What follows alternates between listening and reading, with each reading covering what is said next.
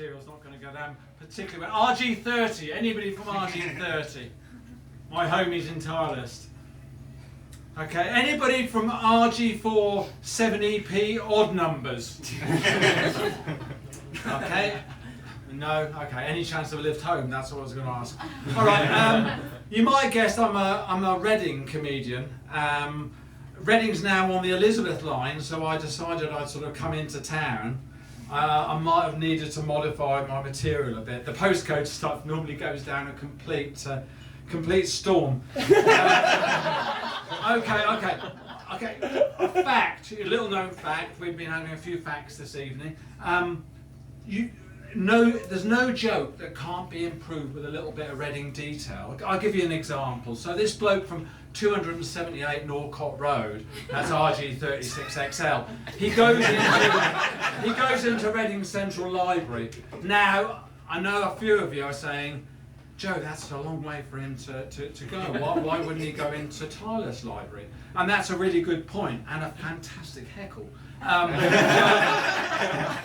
would just counter that, and I'd say, well, Reading Central Library's got a much bigger stock of books, and also Norcott Road is on the 17 bus route, and the 17 bus is easily Reading's best. He'll be in town in 20 minutes, so so let's go with that then, all right? So bloke from 278 Norcott Road goes into Reading Central Library, goes up to the librarian and says, can I have some fish and chips, please?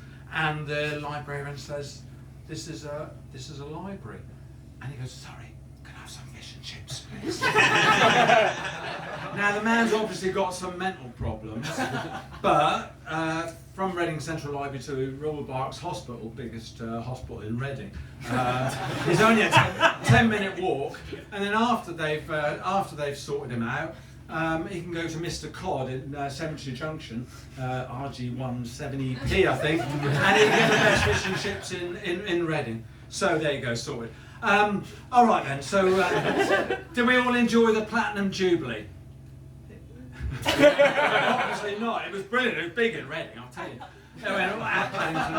Paddington and all that shit. It was brilliant. Did you see that as part of the festivities, the Queen thought about or created 8 new cities in the UK and beyond? Do you think that one of those cities was Reading, the largest town in the UK? Thank you, sir. No.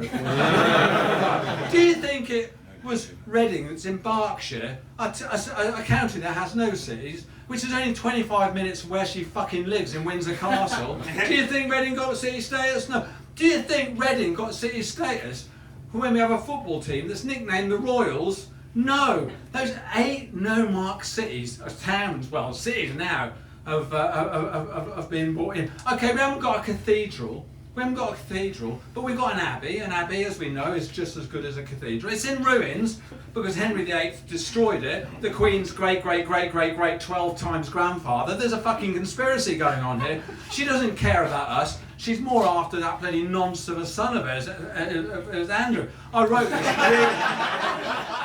I reckon in 2102, when she does her 150th anniversary of being on the throne, she'll create. The last 2 villages will become cities, leaving Reading as the only town in England. I wrote a really terse letter to her, and included bloody Slough postcode, Windsor Castle. But anyway, and I'd just like to finish off this evening with my poem. Make Reading great, get rid of the 8, okay? Dunfermline is a shithole, Milton Keynes a tip, Port Stanley is so lousy, only penguins live in it, Doncaster's full of morons, Bangor is a bore, Colchester is in Essex, need I say any more? Wrexham ain't no city, I hear the nation cry, Douglas is the kind of place where people go to die.